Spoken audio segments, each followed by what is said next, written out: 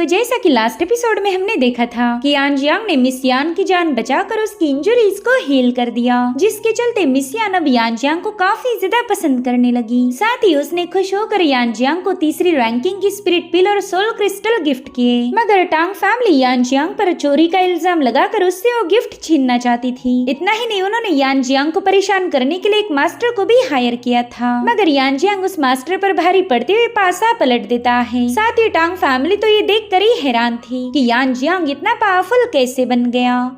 अब आगे तो इस एपिसोड की शुरुआत उसी सीन से होती है जहाँ पर यान जियांग एल्डर हे पर पूरी तरह से भारी पड़ गया। वो बंदा यान जियांग की थंडर फ्लैश मूव की वजह से घायल हुआ था, लेकिन उसने अभी तक हार नहीं मानी। इनफैक्ट वो तो यान जियांग को देखकर इवल स्माइल करने लगा। साथ ही साथ उसकी बॉडी से डिमोनिक एनर्जी रिलीज हो रही थी और अब उस बंदे ने अपना ब्लड सैक्रिफाइस करते हुए अपनी एक अनोखी टेक्निक को एक्टिवेट कर दिया। यान जियांग भी ये सब देखकर काफी ज्यादा हैरान था। देखते ही देखते वहाँ पर काफी स्ट्रॉन्ग डिमोनिक पावर रिलीज होने लगी और इसी दरम्यान एल्डर हे का फॉर्म पूरी तरह से चेंज हो गया। इस बंदे की बॉडी से रिलीज होने वाली ऑरा से टांग फैमिली को भी तकलीफ होने लगी। दरअसल उसने अपने वेयरवुल्फ फॉर्म को एक्टिवेट किया था, जो देखकर टांग फैमिली का हेड भी काफी ज्यादा पैनिक हो गया। वो काफी ज्यादा शॉक होकर कहने लगा कि एल्डर हे तो डिमोनिक क्लैन का मेंबर है, यानी कि टांग फैमिली को भी एल्डर हे की असलियत पता नहीं थी। इधर एल्डर हे यान जियांग से कह रहा था कि आज तो मैं तुझे पूरी तरह से डिवावर कर लूंगा। वहीं पर शियार यान जियांग के लिए काफी ज्यादा परेशान हो गई। वो यान जियांग से कह रही थी कि सीनियर प्लीज जल्दी से यहाँ से भाग जाए, वरना ये डीमन आपको खत्म कर देगा। मगर उसी वक्त यान जियांग ने अपने एक बेल आर्टिफैक्ट को समन कर लिया,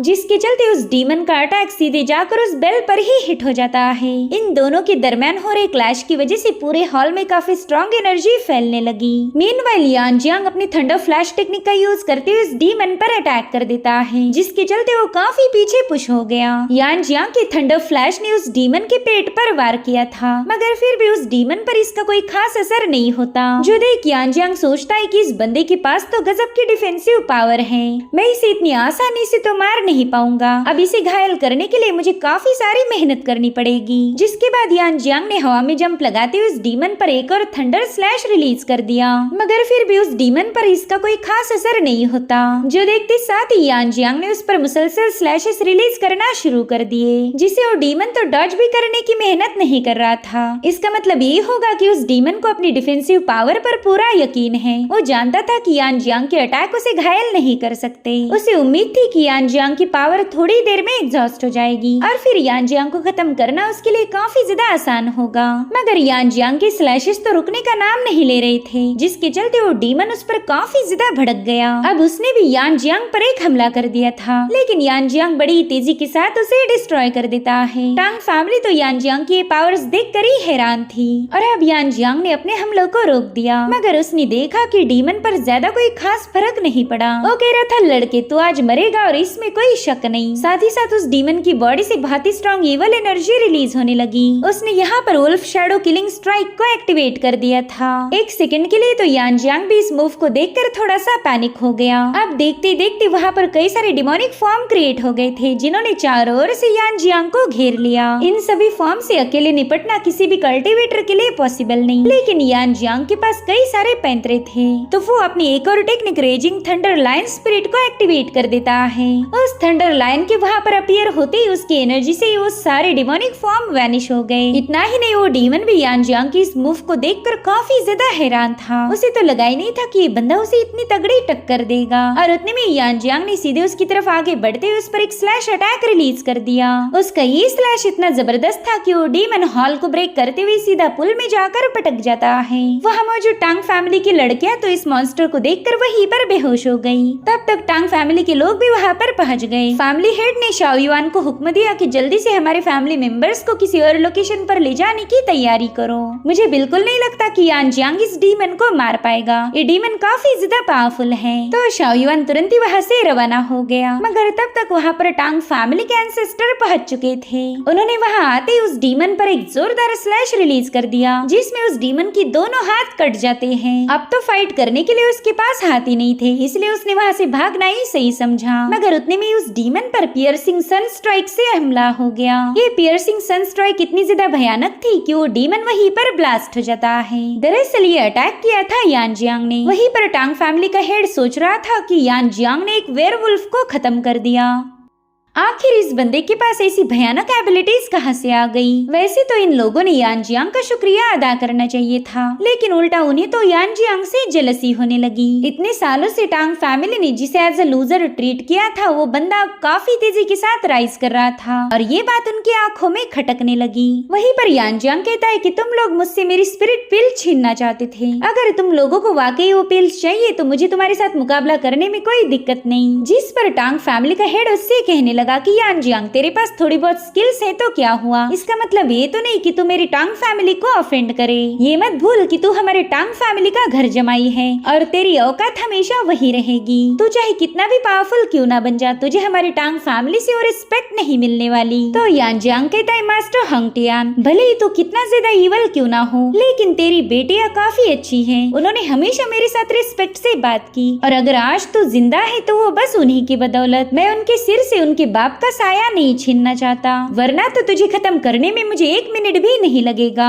जो सुनकर मास्टर हंग टियान यान जियांग पर काफी ज्यादा भड़क गया। वो कह रहा था कि तू इतना ज्यादा मतलबी होगा ये तो मैंने कभी सोचा ही नहीं। पूरे 1 साल तक तू हमारी टांग फैमिली के रहमो करम पर पलता आ रहा था, चाहे ठोकर से ही क्यों न सही, लेकिन हमने तुझे खाने के 2 निवाले दिए और आज तो हमें ही मारने की धमकी दे रहा। उतने में ही टांग फैमिली के एल्डर अपने बेटे हंग टियान पर काफी ज्यादा भड़क गए। वो कह रहे थे कि जल्दी से अपनी बकवास बंद करो। जिसके बाद वो यान जियांग से कहते हैं कि मेरे साथ चलो, मुझे तुम्हारे साथ अकेले में कुछ बात करनी है। तो यान जियांग भी एल्डर टांग के पीछे रवाना हो गया। दरअसल यान जियांग को एल्डर टांग ही इस फैमिली में लेके आए थे। उन्होंने ही जीरुआन के साथ यान जियांग की शादी करवाई और सिर्फ एल्डर टांग ही है जो यान जियांग की पूरे दिल से रिस्पेक्ट करते। अब एल्डर टांग यान जियांग से कहने लगे कि तुमने इस बार हमारे टांग फैमिली को बचा लिया, उसके लिए मैं तहे दिल से तुम्हारा शुक्रिया अदा करता हूँ। जिस पर यान जियांग कह रहा था एल्डर प्लीज मुझे थैंक यू बोलकर शर्मिंदा ना करे, आपने पूरे 1 साल तक मुझे यहाँ पर शेल्टर दिया, तो इतना तो मैं आपकी फैमिली के लिए कर ही सकता हूँ।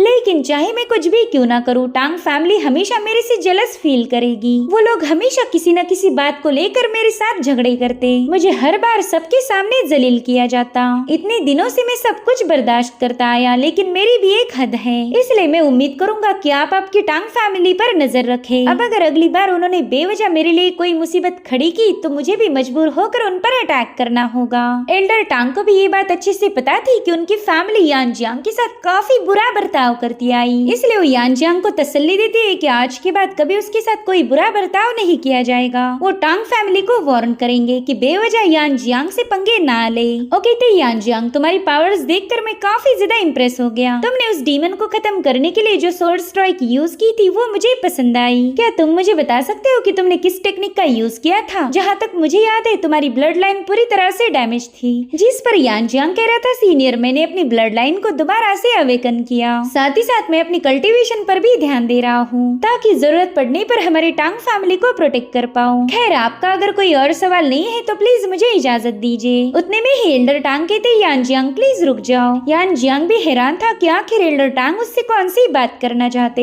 वो कहते हैं कि 1 साल पहले जब तुम्हारी ब्लड लाइन डिस्ट्रॉय हुई थी तब तुम्हारी जियांग फैमिली ने तुम्हें पूरी तरह से अबैंडन कर दिया, लेकिन अब तुमने अपनी ब्लड लाइन को अवेकन करते हुए स्वॉर्ड पाथ और मार्शल आर्ट इन दोनों भी काफी अच्छे से प्रोग्रेस की है। अगर ये बात जियांग फैमिली को पता चली तो वो तुम्हारे लिए खतरा बन सकते, इसलिए मेरे जैसे एक बूढ़े की सलाह को हमेशा याद रखो। खुद की पावर्स को ओपनली रिवील मत करना, इससे तुम सबका ध्यान अपनी तरफ खींच लोगे और फिर जियांग फैमिली भी तुम पर अटैक कर सकती है।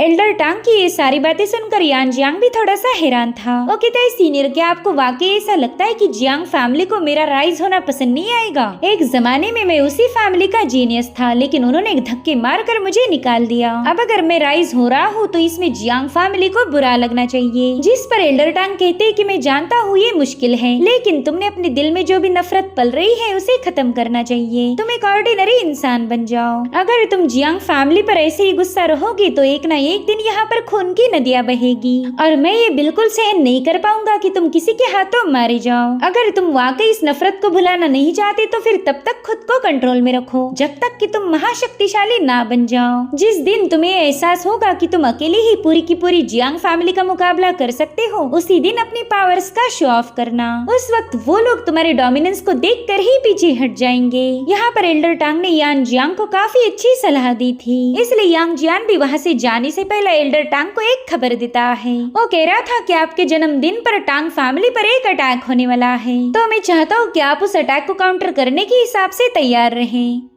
अब इस खबर से एल्डर टांग काफी ज्यादा हैरान हो गए। वो यानजियांग से पूछ रहे थे कि क्या तुम मुझे बता सकते हो कि ये खबर तुम्हें कहाँ से मिली? जिस पर यानजियांग कह रहा था माफ करना, लेकिन मैं अपने सोर्स का नाम आपको नहीं बता सकता। पहला इस चीज को लेकर मैं भी श्योर नहीं था, लेकिन आज आपने देखा कि हमारे हॉल में एक डीमन घुस चुका था। एक डिमोनिक कल्टिवेटर का हमारी फैमिली में अपेयर होना ये कोई इत्तेफाक तो नहीं हो सकता, इसलिए मैं चाहता हूँ कि आप इस जंग के लिए पूरी तरह से तैयार हो जाएं। अब आपको मैंने खतरे का अंदाजा कर दिया है, तो मैं चाहता हूँ कि आप उसके लिए तैयार हो जाएं, वरना आपके जन्मदिन पर दुश्मन हमारी टांग फैमिली को पूरी तरह से डिस्ट्रॉय कर देंगे। और इतना कहते साथ ही यानजियांग वहाँ से रवाना हो गया। उसने एल्डर टांग को एक काफी बड़ी खबर दी थी। अगर यानजियांग चाहता तो इस खबर को छुपा के रखता, लेकिन वो टांग फैमिली को पूरी तरह से डिस्ट्रॉय होता हुआ नहीं देख सकता। अब यानजियांग अपने कमरे में वापिस आते ही कल्टीवेशन करना शुरू कर देता है। उसने सोल क्रिस्टल्स को रिफाइन करना शुरू कर दिया, जिसके चलते थोड़ी देर में उसकी बॉडी से काफी स्ट्रॉन्ग एनर्जी रिलीज होने लगी। साथ ही साथ अर्थ एंड हेवन की स्पिरिचुअल पावर भी उसकी बॉडी में समाने लगी। वेल यही तो सोल क्रिस्टल का बेनिफिट है। जो भी बंदा सोल क्रिस्टल को रिफाइन करेगा उसकी सोल काफी ज्यादा स्ट्रॉन्ग बन जाएगी। यानजियांग की 5 एलिमेंट सोड भी अब काफी ज्यादा स्ट्रॉन्ग बन चुकी थी। और फिर थोड़ी देर बाद यानजियांग अपनी कल्टीवेशन से बाहर आ जाता है। वो इन सोल क्रिस्टल को रिफाइन करने की वजह से सोड इंटेंट की 6ठी लेवल पर पहुंच चुका था, यानी कि अब उसके सोड अटैक और भी ज्यादा भयानक होंगे। और उतने में वहाँ पर 01 की सर्वेंट बायू पहुंच जाती है। वेल ये वही बंदी है जिसने यानजियांग को टांग फैमिली पर होने वाले अटैक के बारे में खबर दी थी।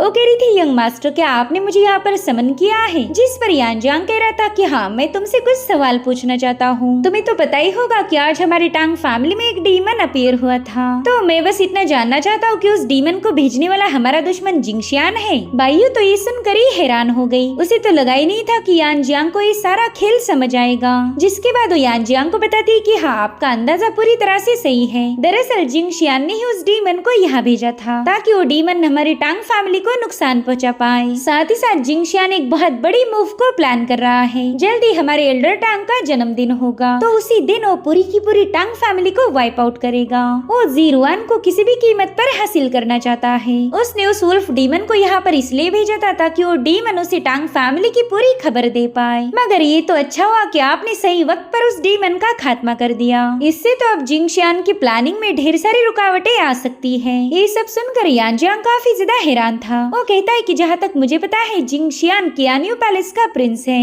और कियान्यू पैलेस तो हमेशा से ही राइचस पाथ को फॉलो करने का दावा करता आ रहा। मगर इस बार उन्होंने एक डीमन को यहाँ भेजा, तो इसका सीधा मतलब ये होगा कि उन्होंने डीमन क्लैन के साथ अलायंस की। जिस पर बायू कह रही थी हाँ लेकिन मैं ये बात नहीं जानती कि उनकी अलायंस कब फॉर्म हुई थी। ये सब सुनकर यानजियांग सोच में पड़ गया। कियान्यू प्रोविंस तो काफी ज्यादा मिस्टीरियस था, और अब डिमोनिक क्लैन के साथ अलायंस करने की वजह से उनकी ताकत का अंदाजा लगाना काफी ज्यादा मुश्किल है। साथ ही बायू से बताती है कि कुछ दिनों पहले जिंगशियान ने मुझे टांग फैमिली के डाओ रेजोनेंस स्टोन पर नजर रखने का काम दिया था। मुझे ऐसा लगता है कि डाओ रेजोनेंस स्टोन ही उन लोगों का मेन टारगेट है, इसीलिए उन्होंने टांग फैमिली पर अटैक करने का प्लान बनाया। डाओ रेजोनेंस स्टोन का जिक्र सुनते ही यानजियांग थोड़ा सा शॉक हो जाता है। अभी कौन सा आर्टिफैक्ट है इसके बारे में हमें फिलहाल तो बताया नहीं गया। और उतने में यानजियांग को महसूस हुआ कि कोई छुपकर उनकी बातें सुन रहा, तो गुस्से में हुक्म देता है कि चलो जल्दी से सामने आ जाओ। और उतने में शियार उसके सामने आ गई। वो कह रही थी कि सिस्टर 01 आपसे मिलना चाहती है, तो उसी का पैगाम लेकर मैं यहाँ आई थी। आप लोग बात कर रहे थे इसलिए मैंने इंटरफेयर करना सही नहीं समझा।